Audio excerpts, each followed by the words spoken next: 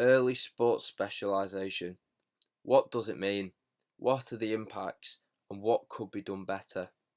This topic opens itself up to numerous discussions and ideas regarding such a profound matter within sport.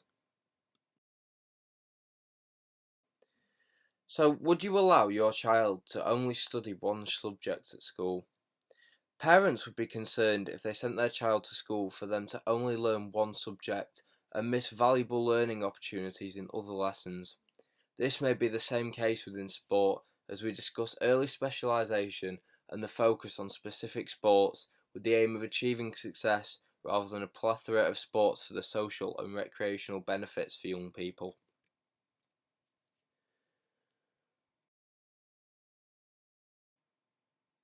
Early sports specialisation is defined as adult-driven, highly structured, deliberate practice devoted to sport-specific skill development, as stated by Jayanthi 2013. Here, there is an increased impetus on attaining specific skills needed to excel in a specific sport and aim for the highest level possible within that sport. Research states that this trend may be occurring as a result of society's increasing regard for successful athletes who enjoy significant recognition and financial rewards for their achievements.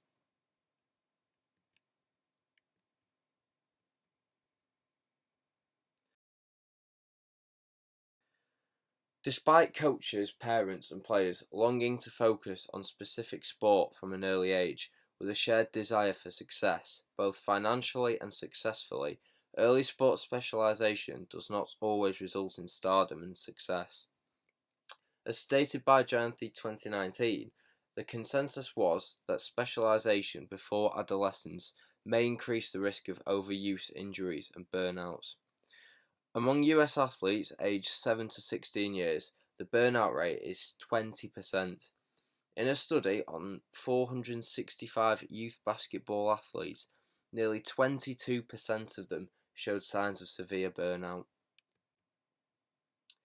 An article published by Eser 2015 shows the burnout rate in the United States.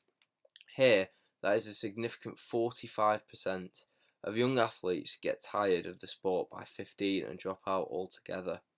This presents a case for early sports specialisation having a significant impact on the enjoyment of sport by young people. This graph by Bosscher 2023 showcases the ages in which world-class athletes begin specialisation. These results suggest that team sports such as football, ice hockey, basketball and handball typically start before the ages of 12, although there are individual sports such as tennis and gymnastics which start at earlier ages. Many individual athletics such as biathlon and triathlon, as well as archery and boxing, begin specialisation in the late specialisation phase. Data suggests that there are 5 types of specialisation. So what are the 5 types? Well, the 5 types of specialisation are early specialisation, immediate start and specialisation, late specialisation, late start, and specialisation. Early specialisation involves focusing on a particular sport before the age of 12 with the aim to excel within that sport. Immediate start and specialisation involves the occupation of a new sport with the immediate primary focus of excelling in that sport. This varies from ages of 12 to 16. Late start and specialisation involve an integration into the sport after the age of 16. This produces the question, should we really call youth level elite sport? As this potentially sets young people for disappointment should they not reach this level, or worse, reach the level they are and not be able to maintain it, and therefore drop out of the sport altogether.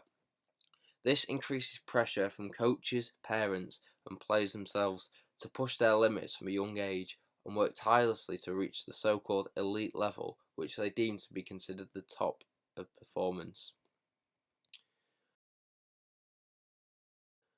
In a report conducted in 2015 by Meyer et al., it is stated that nearly 30% of young athletes were highly specialised from a sample of nearly 1,200 young athletes.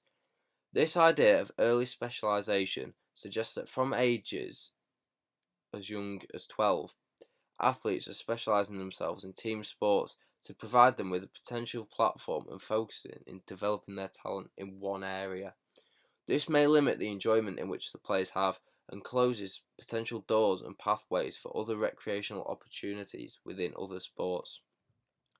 In individual sports, only 0.2 to 0.5% of high school athletes ever make it to the professional level, with an even slighter number making it to the top level of their respective sports.